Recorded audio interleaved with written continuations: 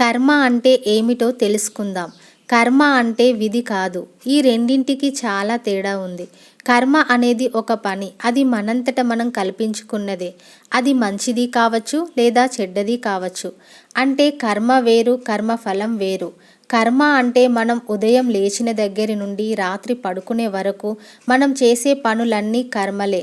కర్మ సిద్ధాంతం గురించి చెప్పేటప్పుడు గత జన్మ ఒకటి ఉందని, మరణించిన తర్వాత మరొక జన్మ ఉంటుందని నమ్మి తీరాల్సిందే. భగవంతుడే వారి చేత కర్మలు చేయించాడని వారి నమ్మకం. విధిరాతనే వారు కర్మగా భావిస్తారు. హిందూ మతం ప్రకారం మనిషి ఆధీనంలో కర్మ మరియు భగవంతుని ఆధీనంలో కర్మఫలం ఉంటాయి.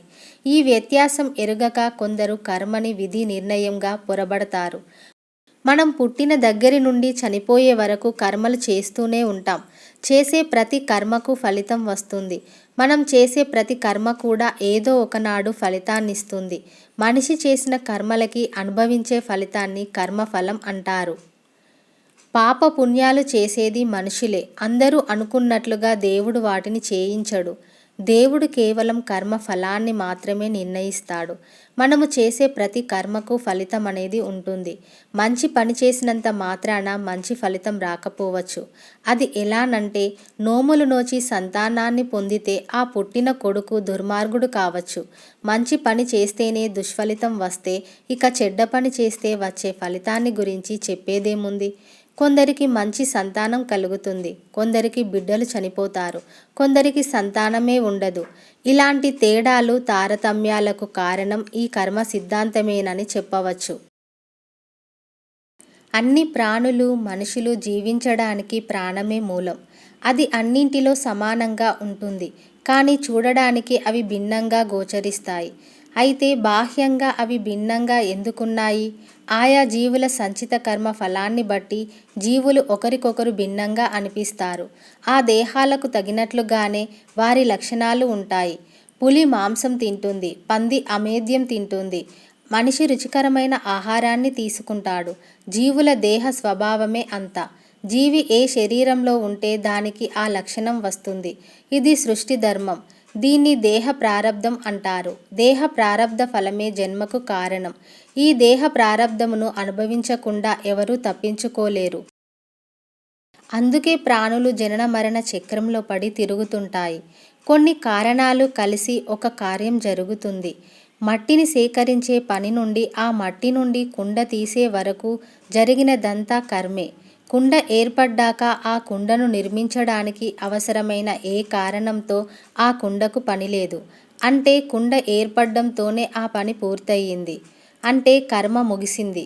అందుకే దీన్ని కార్య విరోధి కర్మ అంటారు. కర్మ అంటే వియోగం, సంస్కారం, సంయోగాలతో కలిసి ఉన్నదని భావం. ఈ మూడు లేకుండా కర్మ ఉండదు.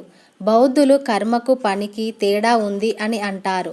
కర్మ మానసికమైనదని, పని బాహ్య ప్రపంచానికి చెందిన ప్రక్రియ అని వీరి భావం.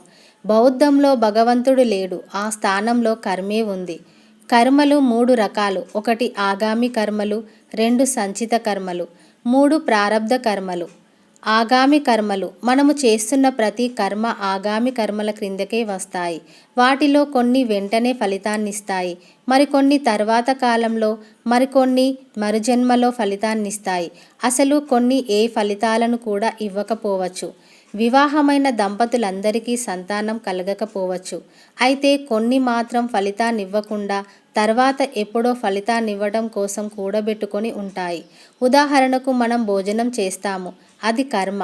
వెంటనే మన ఆకలి తీరుతుంది. ఇలా కొన్ని కర్మలు అప్పటికప్పుడే ఫలితాన్నిచ్చేస్తాయి. కొన్ని కర్మలు వెంటనే ఫలితాన్నివ్వవు. దాన ధర్మాలు చేస్తాం, పుణ్య కార్యాలు చేస్తాం, అవన్నీ వెంటనే ఫలితాన్నిచ్చేవి కావు. ఫలితం కొన్నాళ్ళకి తెలుస్తుంది. ఇలా కొన్ని కర్మలు అప్పటికప్పుడే ఫలితాన్నివ్వలేక తర్వాత ఎప్పుడో ఫలితాన్నివ్వడానికి కూడబెట్టబడి ఉంటాయి. ఇలా ఈ జన్మలో చేసే కర్మలన్నీ ఆగామి కర్మలే. ఇక రెండు సంచిత కర్మలు.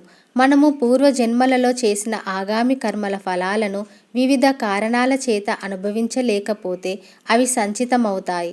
అంటే వాటిని ఒక జన్మ నుండి మరొక జన్మకి, అక్కడి నుండి వేరొక జన్మకి మనము తీసుకొని వెళతాము. జీవుడి శరీరాన్ని వదిలిపెట్టిన ఈ సంచిత కర్మలు మాత్రం జీవుణ్ణి వదిలిపెట్టకుండా అతడితో వస్తుంటాయి.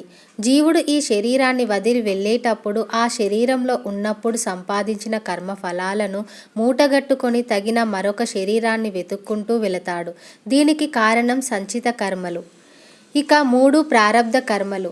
సంచితంలో కూడబెట్టిన కర్మలు పక్వానికి వచ్చినప్పుడు అవి ఫలితాలను ఇస్తాయి.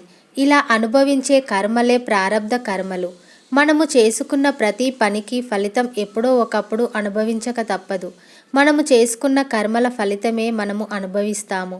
ప్రారబ్ధ కర్మల ఫలితాన్ని అనుభవించడానికి తగిన శరీరాన్ని వెతుక్కుంటూ వెళ్ళి ఆ శరీరంతో జీవుడు మళ్ళీ ఈ లోకంలో ప్రవేశిస్తాడు. అలా వచ్చిన జీవుడికి ప్రారబ్ధ కర్మ ఫలాన్ని అనుభవించడం పూర్తయ్యే వరకు ఆ శరీరం ఉంటుంది.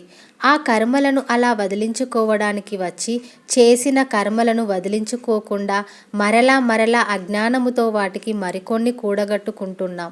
ఇలా ప్రోగు చేసుకోవడం వలనే మరలా ఈ జన్మలు, శరీరాలు వస్తున్నాయి. కర్మలని వదిలించుకొని పరిపూర్ణలమైతే మరో జన్మే లేదు. ఇక్కడ మీకు అతి ముఖ్యమైన విషయాన్ని చెప్పాలి. ఎవరెవరు ఏ కర్మలు అనుభవించాలో అందుకు అనువైన తల్లి గర్భాన్ని వారే ఎంచుకుంటారు. ఆ అనుభవాలను కర్మ ఫలాలు ఏ గర్భం ద్వారా పొందవచ్చో ఆ గర్భాన్ని ఎంచుకుంటారు. అంతకు మించి నిజానికి కూతురు కొడుకు అనే బంధాలు లేవు. కొంతమంది మానసిక వికలాంగులు చాలా ఆరోగ్యవంతమైన జన్యుపర సంబంధం లేని భార్యాభర్తలకు జన్మించడాన్ని మనం చూస్తాం. అలా వారు పుట్టడాన్ని వారి ప్రారబ్ధ కర్మ అని అంటారు. భార్యాభర్తలు కూడా అటువంటి ప్రారబ్ధ కర్మనే ఆ శిశువు ద్వారా అనుభవించి తీరాల్సిందే. యోగ సాధన ద్వారా ఇలాంటి కర్మలను కొంతవరకు ఎవాపరేట్ చేసుకోవచ్చు. అలా కర్మలు తొలగించబడే వరకు వైకల్యంతో పుట్టిన శిశువు నానా బాధలు పడుతూ జీవిస్తూ ఉంటాడు. ఇది పరమ సత్యం. ఇటువంటి సంఘటనలను మీరు కూడా చూసే ఉంటారు. వైకల్యంతో పుట్టిన ఆ శిశువు వలన భార్యాభర్తలు పడే బాధలు వర్ణనాతీతం. ఆ బాధను చూసి కొంతమంది ఆ బాలుడిని మానసిక వికలాంగుల సంరక్షణ కేంద్రంలో చేర్పిస్తారు. అయితే అది అంత మంచిది కాదేమో. కారణం ఈ ప్రారబ్ధ కర్మ నుంచి తల్లిదండ్రులు తప్పించుకోవడానికి ప్రయత్నిస్తే లేక ఆ శిశువు ఆ కర్మ అనుభవించకుండా చేయడం వలన వారు అట్టి కర్మను మళ్ళీ ఏదో ఒక రూపంలో అనుభవించాల్సిందే. అత్యంత ధనవంతులుగా జన్మించి సుఖాలను అనుభవించడానికి నిత్యం దేవుడిని సహస్రనామాలతో అర్చించే పూజారికి మరియు గుడి బయట అడుక్కునే వేలాది మంది బిచ్చగాళ్ళు దీనస్థితిలో ఉండడానికి కారణం వారి ప్రారబ్ధమే. ఈ కర్మ ఫలాలను పూర్తిగా అనుభవించే వరకు జీవుడు మరలా జన్మిస్తూనే ఉంటాడు. జన్మ పరంపరలు పూర్తయిన వారు తర్వాత దివ్య శరీరంతో రాశిమండలంలోకి ప్రవేశిస్తారు. సృష్టి ప్రణాళికలో వారి పాత్ర కనుక ఉంటే మరలా వారు ఈ భూమి మీద జన్మిస్తారు. ఇంతకు ముందర చెప్పిన విధంగా వారు ఏ అనుభూతులు పొందాలో అట్టి తల్లి గర్భాన్ని వారే ఎన్నుకుంటారు. జన్మ పరంపరలు పూర్తి కాకపోతే వారు రాశిమండలంలోకి చేరడానికి అర్హులు కారు. కారణం శరీరం నశించిన తర్వాత సూక్ష్మ శరీరం కూడా నశిస్తుంది. వెంటనే జీవాత్మ పరమాత్మలో లీనం అవుతుంది. సూక్ష్మ శరీరం నశిస్తే కానీ జీవికి మోక్షం కలగదు. సూక్ష్మ శరీరం నశించాలంటే మనల్ని అలుముకున్న అజ్ఞానం నశించాలి. సూక్ష్మ శరీరం నశింప చేసుకోవాలంటే దానికి కారణమైన అజ్ఞానాన్ని నశింప చేసుకోవాలి. ముముక్షువు మొదటగా సూక్ష్మ శరీరాన్ని నశింపజేయకుండా దానికి మూలమైన కారణ శరీరాన్ని నాశనం చేయాలి. అసలు ఈ శరీరం ఏర్పడడానికి కారణం అజ్ఞానాన్ని నశింపచేస్తే కారణ శరీరం నశిస్తుంది. అసలు ఈ జన్మల పరంపరలు కొనసాగడానికి కారణాలు అహంకారం వలన అజ్ఞానం కలుగుతుంది. అజ్ఞానం వలన అభిమానం కలుగుతుంది. అభిమానం వలన కామ క్రోధ మోహాలు ఏర్పడతాయి. కామ క్రోధ మోహాలు ఏర్పడడం వలన కర్మలు చేయవలసి వస్తుంది. కర్మలు చేయడం వలన పునర్జన్మలు వస్తాయి. ప్రారబ్ధ కర్మలను ఆనందంగా అనుభవిస్తూ మరే ఇతర దుష్కర్మల జోలికి పోకుండా కర్మ ఫలాలను ఆశించకుండా జీవిస్తే మోక్షం పొందడం సులభమే కావచ్చేమో. జాతక కథల ప్రకారం బుద్ధుడిది 700వ జన్మ అని చెప్పబడింది. ఇక మనం ఎన్ని జన్మలు ఎత్తాలో మళ్ళీ ఈ మానవ జన్మే వస్తుందని నమ్మకం ఏమీ లేదు. అందుకని ఈ జన్మలో సత్కర్మలు చేస్తూ మిగిలిన జీవితాన్ని గడుపుదాం. ప్రాపంచిక విషయాలలో ఉన్నప్పటికీ వాటి వాసన అంటకుండా జీవించడం అనేదే కర్మయోగ సాధన సారాంశం. అంటే తామరాకు మీద నీటి బొట్టులా జీవించడం.